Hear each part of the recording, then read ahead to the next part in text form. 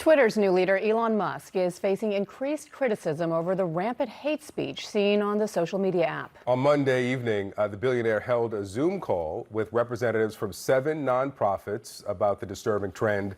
And one of those leaders is with us now. Rashad Robinson is president of Color of Change.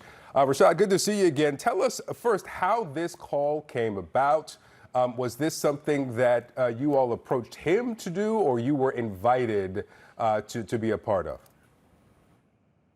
Well, our organizations, the organizations on the call, many of them have been engaged in these issues, have been engaged with Twitter for years, but also a number of us led the $7 billion boycott as the Stop Hate for Profit Coalition.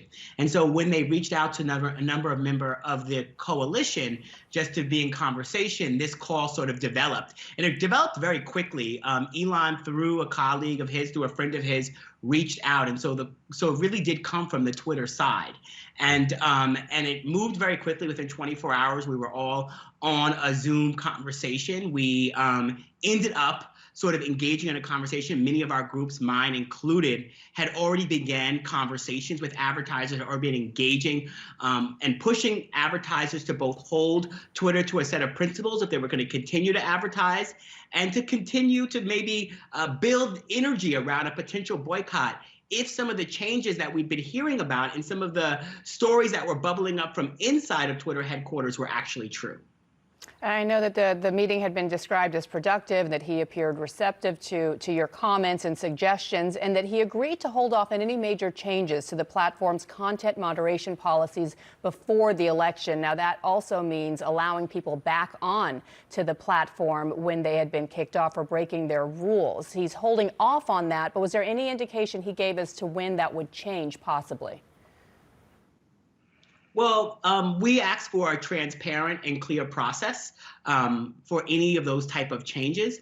He committed to that on the call, and you know, after the call and in the Zoom, none of us tweeted out or went to the press to talk about this. Actually, it was Elon Musk who, you know, very early yesterday morning tweeted out that he had had this meeting, tweeted out what was agreed by the groups and him, and now that this is out there. In his own words, time will tell. Words are one thing, actions are another. What I will be clear about is what we addressed on that call is just the tip of the iceberg in terms of the issues at Twitter, in terms of the challenges. And holding off on big changes until the election is very much about harm reduction. It's about making sure that there are not these swift issues inside of a platform that has problems, even if they don't make any changes. And so what we are sort of very clear about is that there are a lot of issues to deal with this platform. This kind of singular leader who shoots from the hip and talks about changes that he's going to make without oftentimes the kind of transparency around those decisions, and sometimes not really sharing the thoughtfulness about how it's going to impact a whole range of people, as well as a whole set of systems that are impacted by Twitter. So we are paying close attention, and we are continuing to be in conversation with advertisers about the path forward.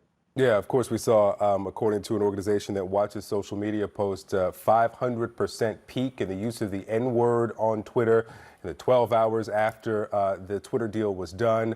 Some of these sites that perpetuate these racial and hate group and these ideas, they see this as carte blanche. Now that the bird is freed, we'll see how much actually changes. Rashad Robinson, thank you so much for sharing what happened on that Zoom call. Thank you.